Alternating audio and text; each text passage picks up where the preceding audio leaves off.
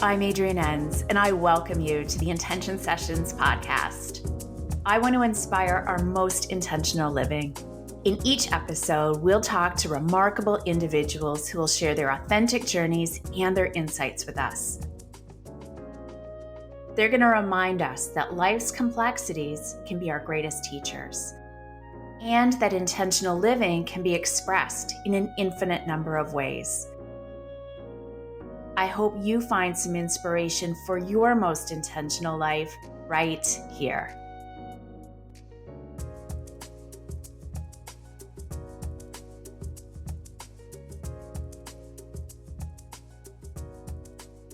Today, I am thrilled to introduce you to Rusul Alrubail.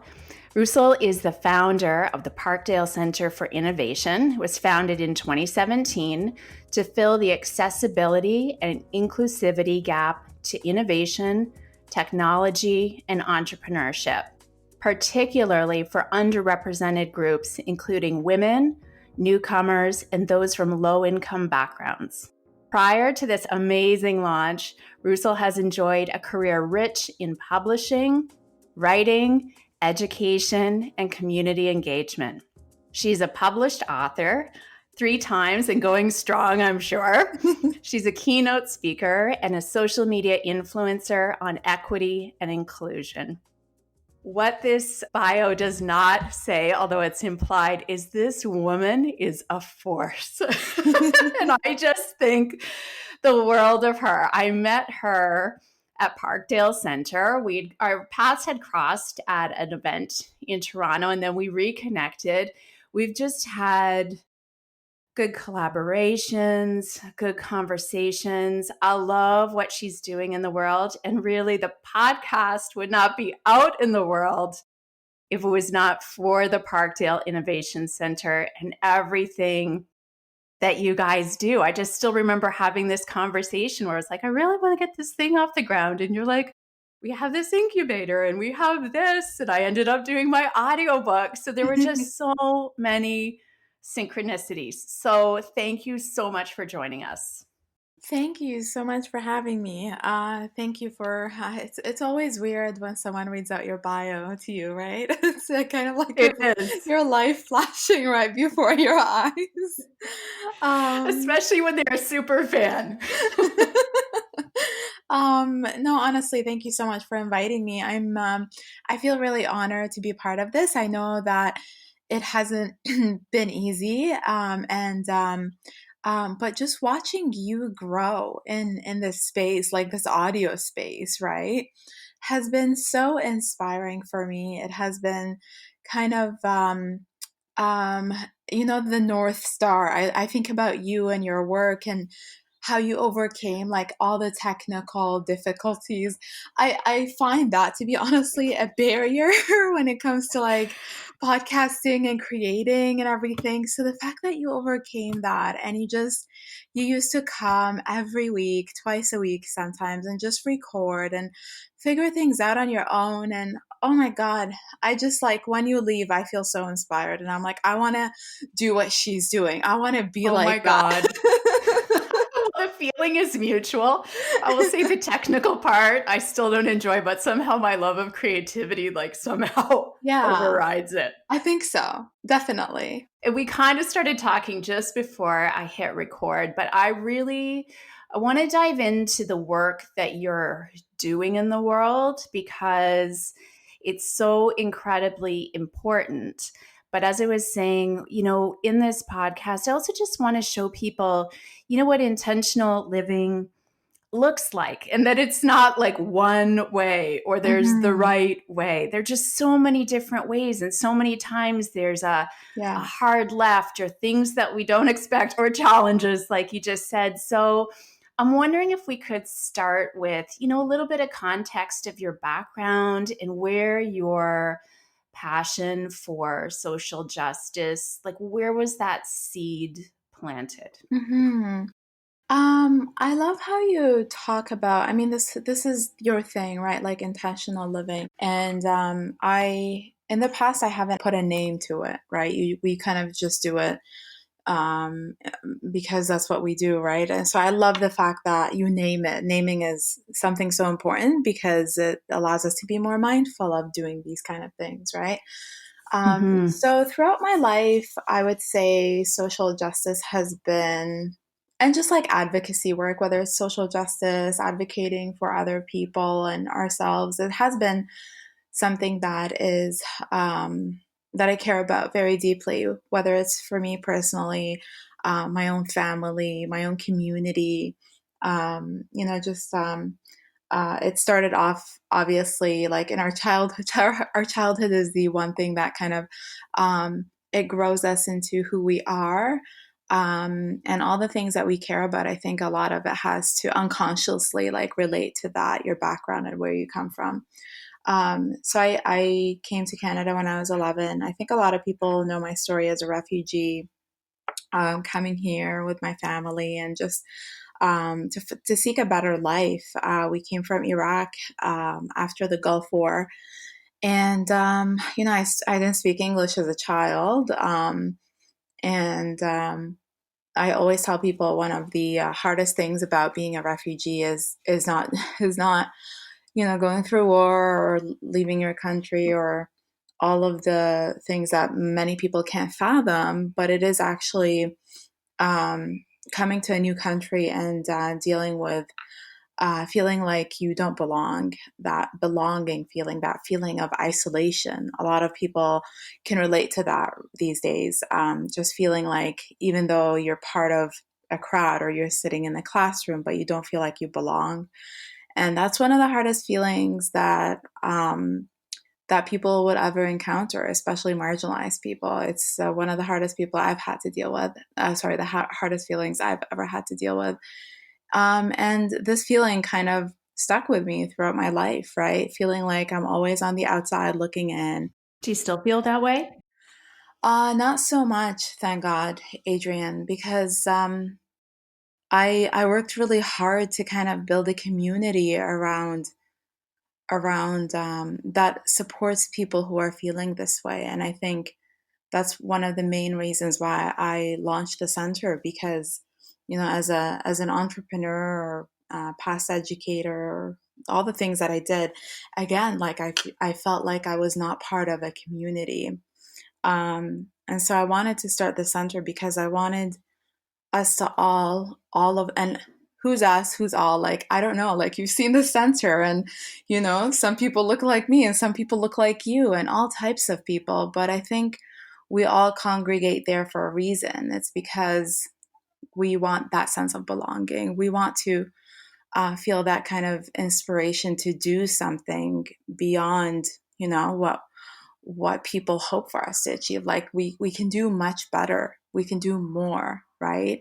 Like we can aspire to be great, and that's okay. I feel like, for women, it's always like, whether it's women or like marginalized people, there's always like, oh, you're enough, you're more than enough, and that's great. Like we are enough, and we should be happy with who we are. But I think it's really important for us to also be okay with aspiring for greatness. Like, why not? Why can't we have nice things, right?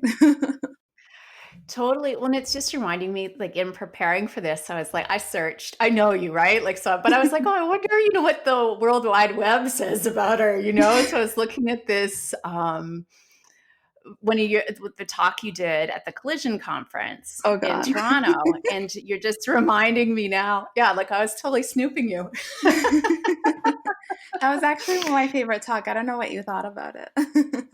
I thought it was great. I thought it, but in one thing that's just standing out to me, it stood out to me at the time, and now I'm reminded of it when you talk about this. The moderator asked, because I think there were a lot of small businesses and also corporations in the Hmm. audience, like Yeah. who in the company, in terms of handling diversity and inclusivity, should be responsible. And she used the word for this problem, whether that was intentional or not, I don't know, but you quickly corrected her I remember that that. it's an opportunity. And that's what I hear you saying here, like just looking at all the opportunities. Yeah.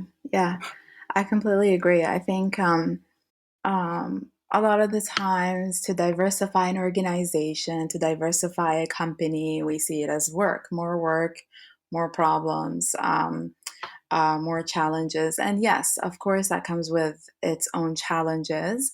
Um, but I think it's also an opportunity for the organization to better itself, to again be much greater than what they're currently doing, to aspire for more. The other day, I saw a tweet, for example, about the Globe and Mail. They wrote this article about the you probably heard about the what happened in Nova Scotia, and Hmm. the article title humanized the murderer. Basically, they're like, oh, he had a passion for, I don't know what the passion is. To be honest, I saw it and I just closed it.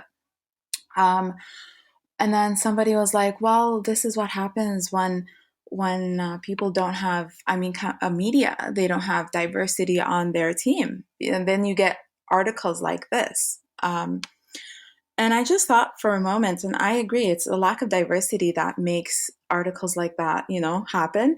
But I think it's also because they don't see diversity as an opportunity. They see it as, I don't know, like a challenge or a problem. Like, now we have to diversify our media room. How is that going to happen? But when you do, you get all types of voices and all types of opinion. And as a result, you won't get articles that come out like that and make you look, you know, not good, right? Yeah, and for somebody who's like less familiar with this, like how do you think a diverse newsroom could have like changed that article? Like how do you think it could have been better?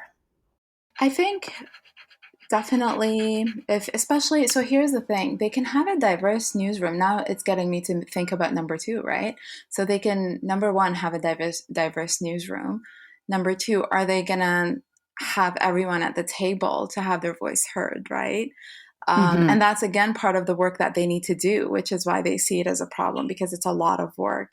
But having everyone's voice be heard at the table, like, hey guys, we're going to pass on this, we're going to publish this piece today. And it's really important. It's just about this thing that happened, and we want to hear your opinions. What do you guys think? I am 100% sure that if a person of color sees this, they're going to be like, why are you humanizing this murderer when you don't do it for, you know black folks that get arrested, or indigenous people that die, and you focus on, like, oh, the fact that they have a criminal record, etc. So I'm 100% sure that people of color would have said something if they feel empowered. That's the other thing, is that Hmm. you have to make your like, you have to empower the people around you to have their voice heard, and then also tell you the truth. Yes. It's really hard, right? You have to build that culture where people feel comfortable telling you, like, hey, I don't think this is a good idea, without hurting your Totally. feelings, right? Or feeling like you're stepping on someone's foot. Totally. And I'm not sure I'm using the right words here, but also for whomever the journalist was who wrote that to be open enough to be like, oh, maybe he didn't know. I'm not saying it was Hmm. okay or I'm not condoning anything. Yeah, yeah, But yeah. like for him to be like, wow, that's it. I can look at this in another way. Like we can Right. all have a really open conversation and we can Exactly. all move forward together. Yeah, totally. Totally. And I think that's the important thing, is that, like, having, like, everyone at the table, which is why, like, entrepreneurship right now, we see it as really male dominated, right? You don't see a lot of women that are creating businesses like yourself, right? When I first met you, you're like, oh, I've been running this for 5 years. I was like, what? Like it, and you're probably coming on to six right now, right? If not seven. I'm like going into my fifth or into my sixth year. Yeah. Into your sixth year. Yeah, that's crazy. And we I hardly see know. that, Adrian. It's not a thing, right? Like, you hardly see women like they're going in their sixth year of their own business. It's true, and I don't yeah, like, had you told me, though, when I started, that how it takes so long to build, I might have been like, "Oh, I don't know about this," but I also wouldn't change it.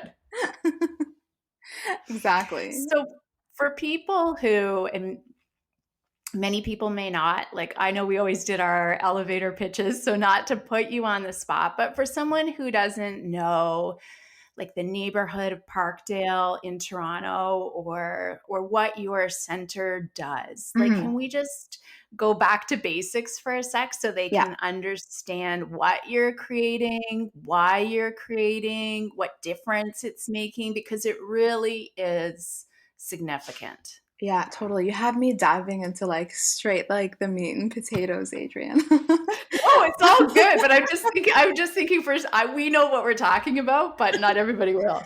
Totally. I'm more than happy to share. So I started a not for profit 2 years ago, and it's called Parkdale Centre for Innovation. And it's in the heart of Parkdale. So we have an actual center on the corner of Queen and Lansdowne. And our incubator focuses on supporting entrepreneurs to start and grow their business. And we also have a media program to help people launching their podcasts. And then the third program that we have is Women in Leadership to also help women start their business. So um, the core of our program focuses a lot on entrepreneurship. So even if you're starting a podcast, it's still from the entrepreneurial background.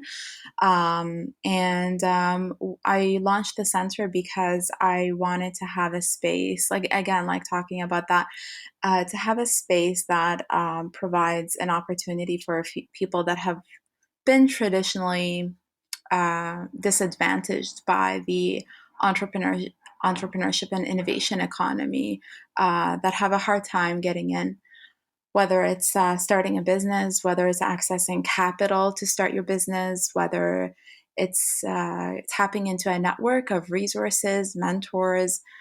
So initially, I launched it for everyone that has been pushed out of that system. So right now, we're majority women members. We also have a high number, actually, like 85% of our members are people of color. A lot of them are that come from low income backgrounds. Some of them are newcomers as well to Canada. Some of them are also undocumented newcomers, which has its own barriers, right?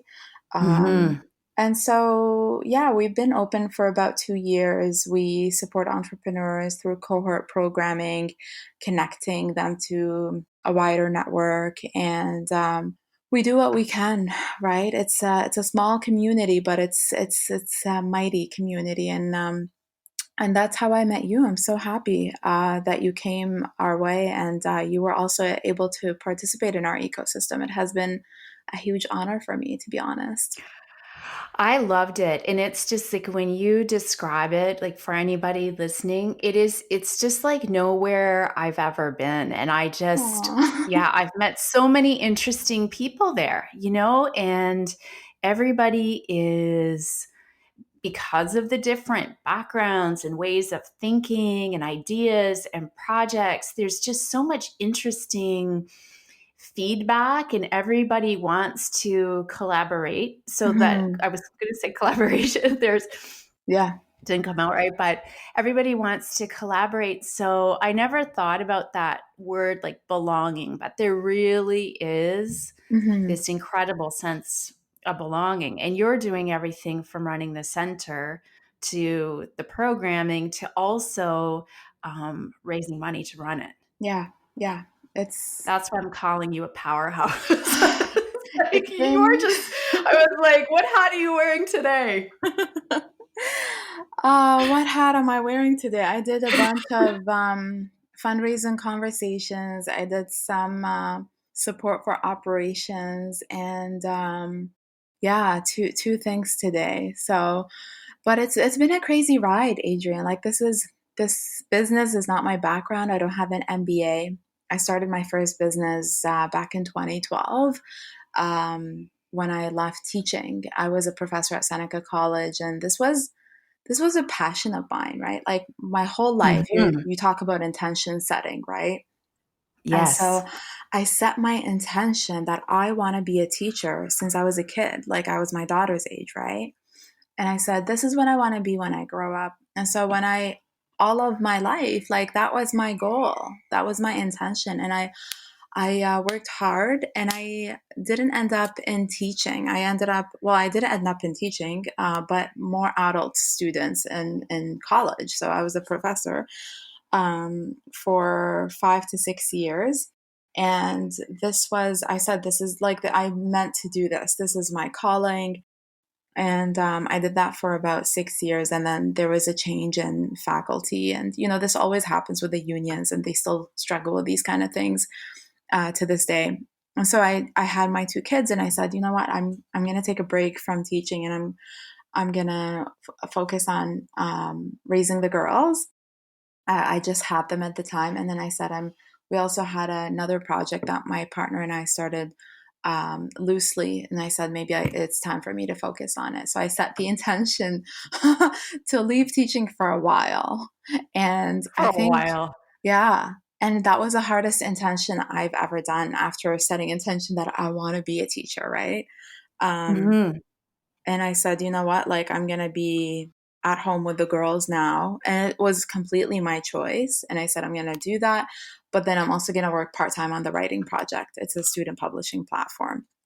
And I did that. And it was really successful, but it's a lot of work. Like you said, it's like a million and one hats. And, Mhm. sometimes you'd catch me like breastfeeding one baby, a toddler's playing with like blocks on the floor, and I'm on my phone, like writing an article. This It's is the crazy. reality. Yeah. It's crazy. Or like I would have a call with another school that wants to purchase the license, and I'm demoing the writing project, and then afterwards, like, I run down to the kitchen and, deal with like kids stuff and all of that. And, it's actually not very different from these days, because we're all sitting at home, right? Mhm. So yeah, it's intention setting, I think, is something that I've been doing all my life. I just didn't know what it was called before. You absolutely have, and when I hear you say this too, with your, intention being to teach, I just feel like now it's on a bigger scale, right? You're Hmm. teaching people at the center, you're teaching, the community and the corporate community of how they can support entrepreneurs. When you Yeah. speak at these conferences, you're educating a much wider audience about diversity and inclusivity. So maybe it doesn't look how the traditional way you Hmm. thought it would, but to me, it's like you're a teacher. Yeah. Yeah. I completely agree with you and hear you too. And sometimes I feel very blessed, honestly, to be in that position where I get to speak to people, and then have an opportunity for them to just hear out whatever I have to say. I feel like it's an honor for me to have people listen to me, or like consider my ideas. I think that's Mhm. something that I struggled with coming here, as a second language student, and not knowing the language, was finding my voice, right? Finding my voice, but also remembering and knowing that, I have something to contribute. And that didn't come easy, right? It was over years Yeah. and years of developing that strength and courage, right? So right now, like, every time I do have that audience, I'm humbled by it. I'm like, and then I get the imposter syndrome. Like, what did I do to Yes. deserve this audience, right? Um, They need to hear you. it's a catch 22. It is. It's always a catch 22. So with these audiences, you know, what changes would you really love to see? Like if there were, and I know that saying no obstacles, no barriers is kind of unrealistic, but like if we could not put barriers around this right now, like what would you Mhm. really like to see happen? Like in the immediate future, long-term future, like what could this look like? Do you mean like audience for people to Like when you're listen to? talking Or, about social justice and like what the changes that you want to see, maybe it mm, is too vague, I don't know, but you can take this question whichever way you want. But yeah. just in terms of like using your voice to create change, like what changes would you really like to see? Yeah, that's a great question. And it's something that I always think about now that I have a business. And, you know how it is when it comes to business, especially like when we're doing fundraising, we talk about metrics, right? What are Mhm. the metrics that we're going to measure so that we know that this funder's dollars went to exactly where they hoped it would be, right? Yes. And I often struggle with this with my partners. I'm like, how do you measure impact where you're like, you know, I helped this person overcome um, the the um, the barriers of lacking confidence in starting a business, right? Like something as soft as this, right? Because we can go in Yeah. women in leadership, we can go through 12 weeks of program, and then the woman just realizes, you know what, like because of this program, I'm empowered to actually go and incorporate a company, right? Um, It's incredible. Right? And so for me, Yes. like, I'm like, that's a huge difference, right? So now I see this as a major difference. Like, whereas before we're like, oh, like, I focus on, for example, social justice and racism. And I'm like, I wish like people will stop being racist. Like, why is that so hard for people? Like, don't look at me on the Mhm. street in a weird way. Like, why can't people, accept people for who they are? But I think that's a huge battle to fight. And so right But now that worth I it. have, it's huge, right? So right now Yeah. when I'm working at on the center's level, I'm thinking like these little things, right? Where it's like if I helped one person with them actually seeing that their business is a great opportunity or fixes a current gap in the industry, then that's a huge thing. If I gave an opportunity to 25 women of color to incorporate a business, I think that's a huge impact. So for me, I'm focusing a lot on these kind of little numbers. Like, how do we increase the number of women led businesses in Canada? What can I do on my part to be able to increase that number in Ontario, right? Mhm. Um, and that's huge. It sounds really huge, but I think it's measurable and and you can actually see the impact, right? um, Yeah, and, like, when I hear you saying it too, it's just like, it does start one at a time, though, like, it's the only it feels mhm. small sometimes, and, like, maybe Yeah, you're pushing a boulder up a hill, but it's like yeah, 1 becomes 2, becomes 3, and mhm, you're helping these people, and then they become role models for other people, so it yeah. grows.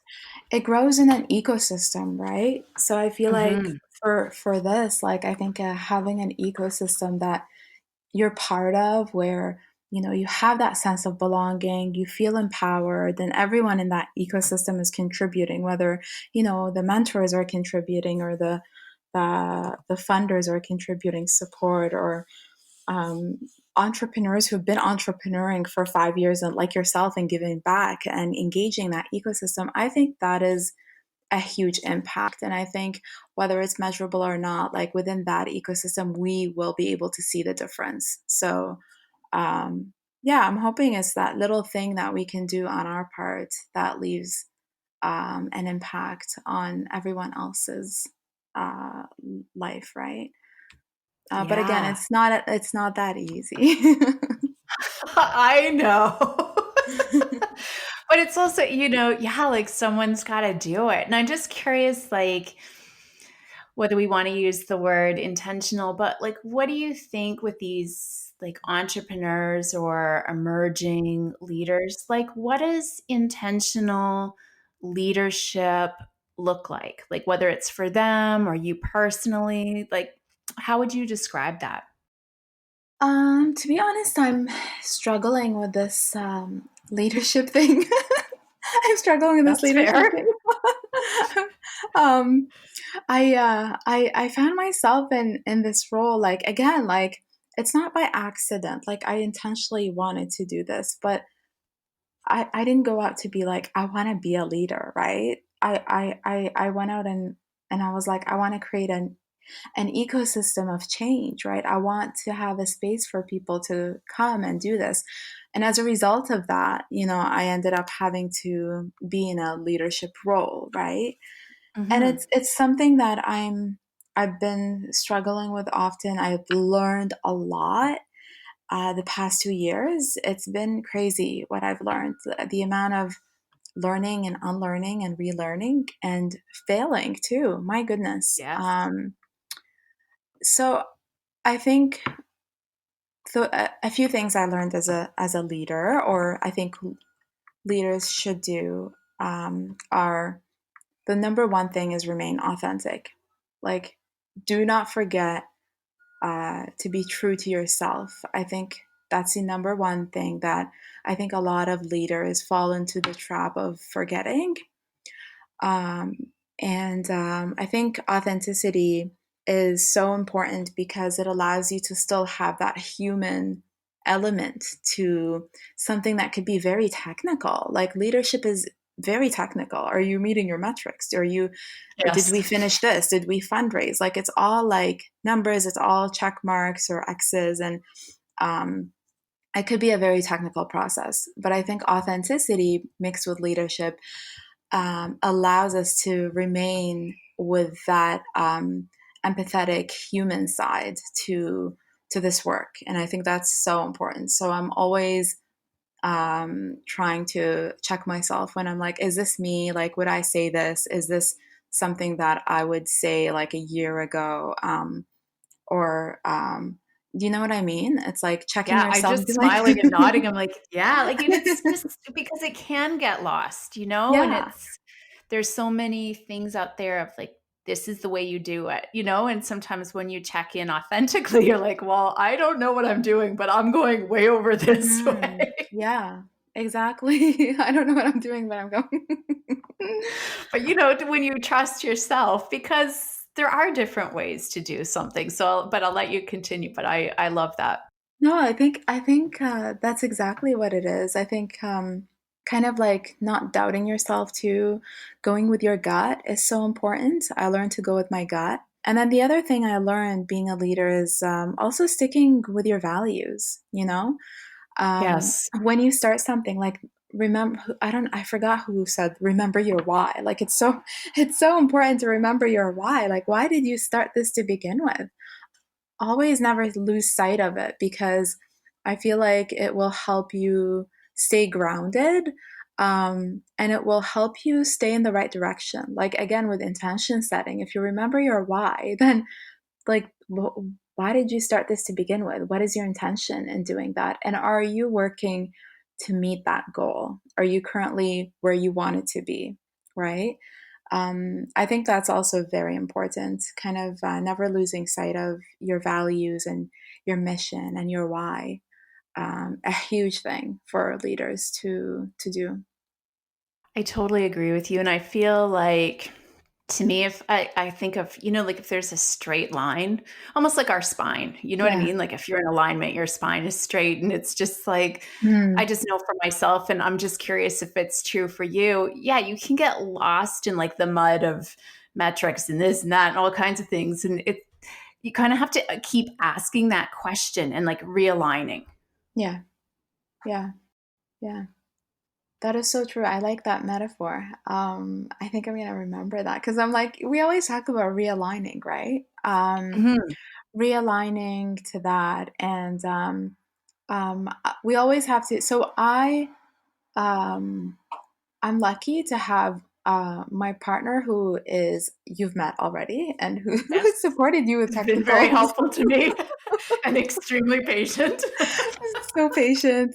He's also patient with me too, so I'm Oh really my lucky to god. have that patience. I was like, Um, I'm surprised he answers my texts. Like, I was like, I'm sure gonna be on the blocked list soon. no, he's amazing, and he's He very is. good with the technicals, right? So Yes. in terms of like the metrics and all of that, we set it out every quarter. We have our metrics, and we're like, okay, let's do our objective key results, and what are we hoping for this quarter, etc. Um, and so we do that, like that spine check that you called, right? Like going back Mhm. to square one. Like, are we aligning with everything? Are we like, let's go back to square one, all the way at the top. What is our goal, right? Are we Yeah. accomplishing this? What happened if when we didn't last quarter? And so we try to do that. Like every week we have an OKR check-in, and then every month we have an OKR like kind of revisit. So that helps for me, and I bring a good balance because I'm like, okay, well, let's again bring the whole like human element to it, and that helps to kind of like stay in that kind of alignment, right? To make sure that you are A, meeting your business goals, but also B, you are still um, following your, you know, your main goal, your overall goal that you hope to accomplish and why you started this to begin with. Yeah. I totally agree because I just think sometimes the numbers don't tell the whole story. Hmm. Yeah, totally. Is there anything else you wanted to add about intentional leadership? Um, I think just kind of be yourself, be who you are, but also more importantly, I think um, if you haven't found your voice, find it and use it because it's really important. And that's one of the number one strategies I think that leaders or future leaders could benefit from is that finding your voice and use it for the greater good because you can do so much with it, right? What advice do you have? Am I interrupting you? No, no, no, no, no, you're not. Okay. I'm just curious because I know of a few people right now who are really struggling with that. What do you have any advice to offer for people who are trying to find their voice, who have some really important things to say, but whether it's Hmm. fear or I'm not sure what gets in the way, but what advice do you have for them? I think a lot of the times, and I'm speaking from experience, Hmm. for me, when I didn't have, I feel like here's the thing. I feel like there's always a misconception that people who are not using their voice, they don't have a voice. Um, but the reality is, obviously, everyone has a voice. It just needs to be amplified, right? For me, I think it's so important to let go of the fear of worrying about what other people think. Um, I think that's the number one reason why people actually hold themselves back and not put themselves in a leadership position is because they worry too much about what people will think. They're going to judge me, or I'm going to look like I'm too aggressive, or who am I to be in this position? I haven't done anything important. And that's all worrying about people and how they value you. I think it's so important for us to really be objective when it comes to our own successes, look at what we've done, and we have a lot to offer. Like your opinion is important. So I think just changing that inner voice in our head and be intentional about it. Again, like going back to this intention Hmm. setting, be like, I'm gonna actually put a positive voice in my head that talks to me in a positive way. And I'm gonna choose not to hear the negative voice in my head, and then you have to keep doing that.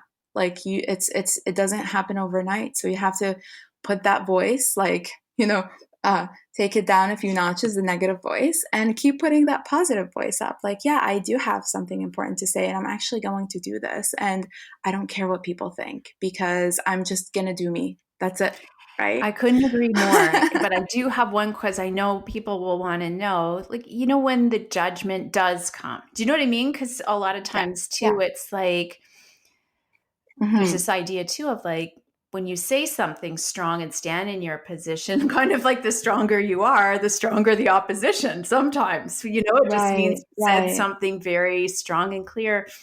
How do you handle judgment? And this could also be tied Hmm. to, you mentioned earlier that a big part of moving forward is also failure. So like when we run up against these things that can seem harsh or in our way, judgment, failure, obstacles, how do you handle them? um To be honest, it took me a while to stop worrying about what people think. Mhm. And I think it's when I was a professor, then I was kind of like into my own self already, and I'm like, yes, I'm gonna do this, but I still worried about what people think and judging, and especially as a young professor surrounded by a lot more seasoned ones. But I think it's like start small. I think that's the number one thing is that we often think that we have to do it all, but you could just start with something very small. And that one thing that's small, like say, okay, I'm going to start a blog, and for many people, that's a really, really scary thing. If you don't want to open up your own website, etc., go on Medium. There's so many publishing platforms that would just, you could just blog there, right? Mm-hmm. Write a post and see how that feels. And okay, you felt really good about it. You got maybe 100 views, like write another post, right? Empower yourself. What worked, like let it keep snowballing so that you build on that momentum as opposed to kind of hold yourself back, right? I don't know if that answers your It does, question. and I It is think it's such great advice because I hear a lot of, friends, colleagues, all kinds of people saying, "Well, if this big thing happens or whatever," I'm like, "Well, you're not quite close to the big thing yet." So right. It's pretty and not to, big. like, bring them down a peg, but more like, you're gonna move towards this slowly, and I love your analogy of the blog is, like, write 1 article, write 2 like, in every moment you Yeah. choose, right? You could write several Hmm. more, you could launch a website, you could stop and do something else, like, you can always Hmm. choose. Like I noticed how you also did the audio kind of journey, and you started very small, Mhm. and you'd come and you're like, I'm just gonna check out like how it works today, right? And I think one day, like your first session was like training for like half an hour or like an hour with Mustafa, and you start small, right? And then you pick yourself back up and you just keep going and you don't give up and you don't let these little things stop you from doing that. And to be honest, a lot of the times people, we worry so much about what people think, we forget that people don't actually care about you. They don't think about you twice. Like It's it so sounds so mean true. to say. It sounds so mean to say. It's true. But really, like Or, like, do you value that person's opinion, right? Like, right. it's Like, who cares? if it's Are they somebody who's paying your like, "Okay, I bills? really do care what you think, and I'm gonna hear you out," or just, people just mudslinging for that's what they do. That's the thing. Like, we have to focus on voices that matter in our life. And sometimes, don't get me wrong, sometimes voices that matter in our life also put us down. Mhm. I'm happy I don't have that, but I have heard of a lot of entrepreneurs that deal with that. And my advice to them is, you know what? Don't share too much with those people. If they're not seeing the value in what you're doing, scale back on sharing too much of your progress with them.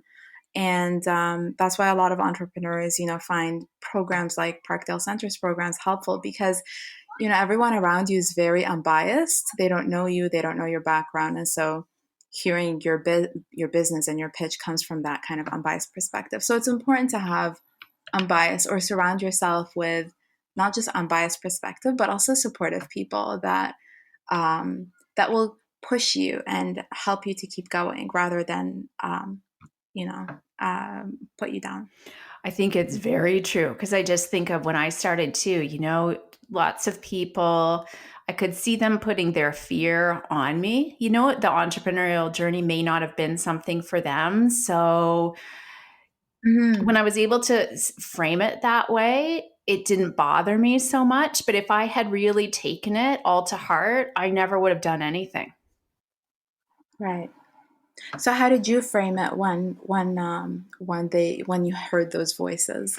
I could just see, like, I knew these people, and I could see that I knew that they were just afraid for me. Do you know what I mean? Some of them wouldn't leave Yeah. like a stable corporate job because they would be Hmm. maybe wouldn't trust themselves to run a business, would be worried about financial insecurity.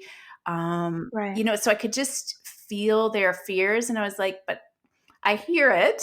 And not that I haven't thought about all of these things, but deep down in my gut, I was like, I know that I can do this. Right. Yeah. So I saw it more It's about overcoming them that. than them thinking Mhm. that I'm inadequate or not capable.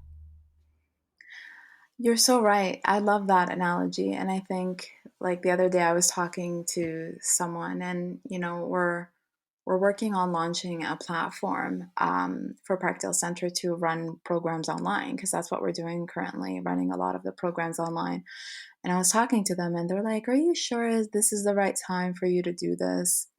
And then, of course I'm like, "Yeah, etc." Like I had to kind of, you know, support my my where I'm coming from. But then thinking back about this person, and I'm like, well, I think it talks more about their own insecurity Hmm. than myself and what I'm doing, because I don't think people can put themselves in your shoes and they're like, oh my god, and not only is she fundraising for the center and now she's going to go and build a technology platform and now she's going to go fundraising for that, like, that's crazy, right? um are you sure it's the right time? Right? So I think that's what happens, is that they see themselves and they don't see that they're able to make that kind of jump, and they put that on you, whereas like you're like, no, I'm actually like, I'm up for the Yeah. challenge. And like now it's just like everything's uncertain. So it's like, why not just leap? No time like the present. Literally. What have we got to lose? We've already lost everything. Literally, oh my god, you get it. So tell us, like, I want to hear. I have, well, two more questions and then one final little question, but like, what's next for you personally? And for people listening, like, there might be people locally in Toronto, but maybe people from other places are curious, like, how can they Mhm. access you? How can they enjoy your services? Like, tell us Oh, that's what you're going to nice. be up to personally, professionally. So personally, I am at home. Yeah. I'm hoping you're all at home too. But I'm hoping by the time you hear this, like, hopefully things have changed a little bit. We are, like I mentioned, we're trying to adapt to this new reality of COVID-19. So we have taken all our programs online.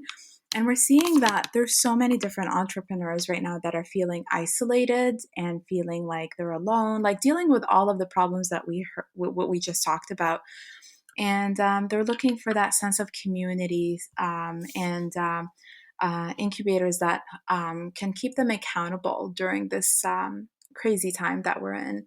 And so I'm working on launching a platform, part of Parkdale Centre, an online incubator that supports entrepreneurs to basically go through the program online and have access to a network of resources and mentors through our partners. And so I'm really, really excited about this. I'm hoping to have the beta test version by the summer, and fingers crossed. I don't know, this sounds crazy a little bit because I actually haven't told anyone this Well, yet. cat's out of the bag now.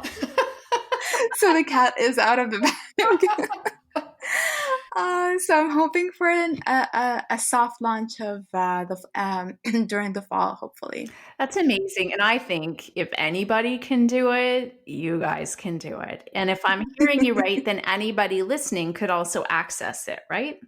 Yes. So the goal is to be able to make this accessible. So all the programs, et cetera, accessible to entrepreneurs everywhere.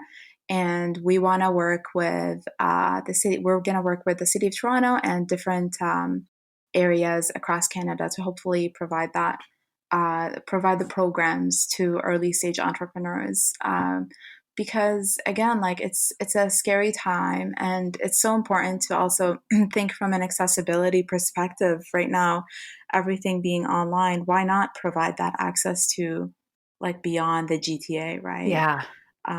Yeah, so fingers crossed everything goes as planned, and you might, see a few more news from me soon, hopefully. Amazing. And we'll also, once this is all up, we'll update all the contact information. So whatever programs are timely as this is up, I'm really Oh, that would be happy to awesome. update that. Thank And I you. have, well, actually, yeah, before I ask you for all your contact information, you're going to love this question from me. But Rusul, what Uh-huh. brings you joy?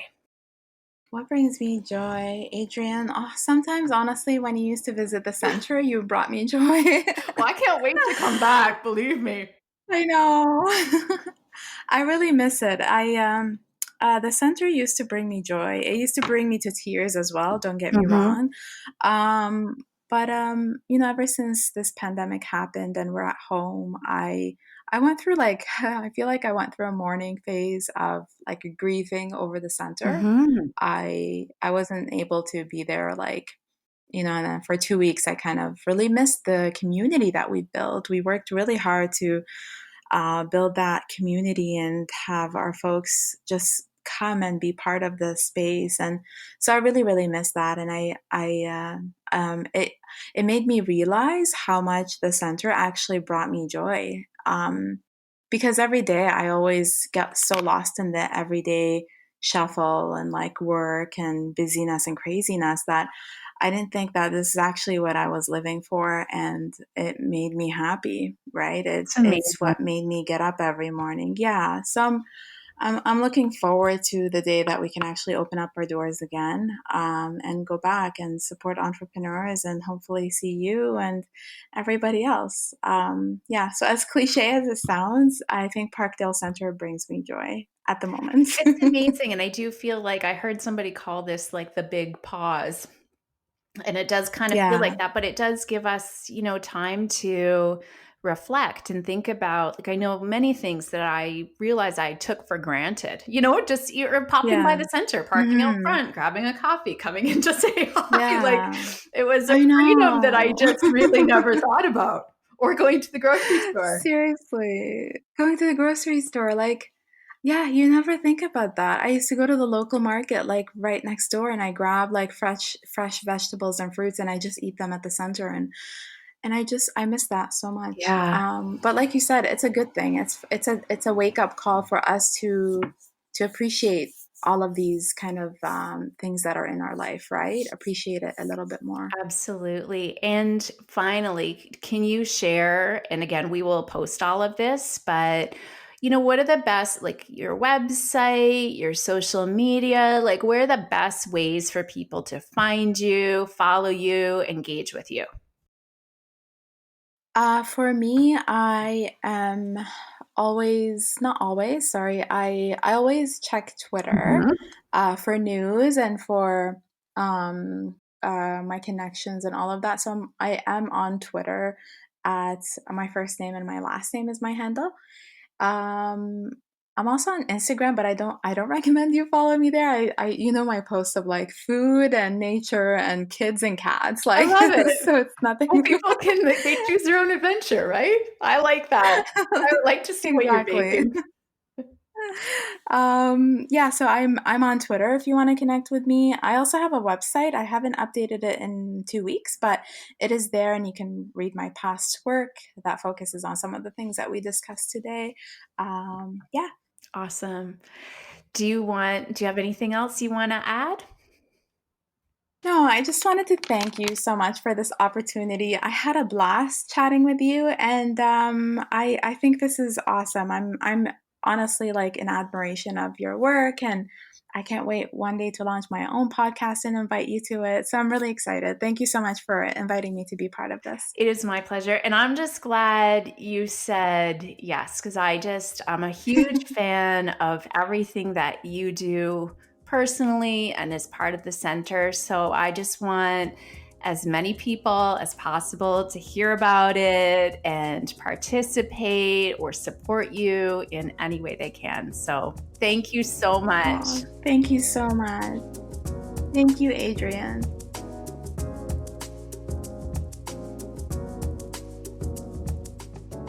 Thank you for listening. May some of the wisdom shared here inspire your most intentional living. For more information about this episode, this podcast, intentional living, and my work in the world, please visit mayyouknowjoy.com. You can also find my May You Know Joy and Seeds of Intention cards there, and my book, Intentional Days. You'll also find details for the Intentional Days membership, where you can gain access to a thriving community of intentional souls and lots of regular inspiration. I've got you covered. Until next time, I wish you great joy and many intentional days.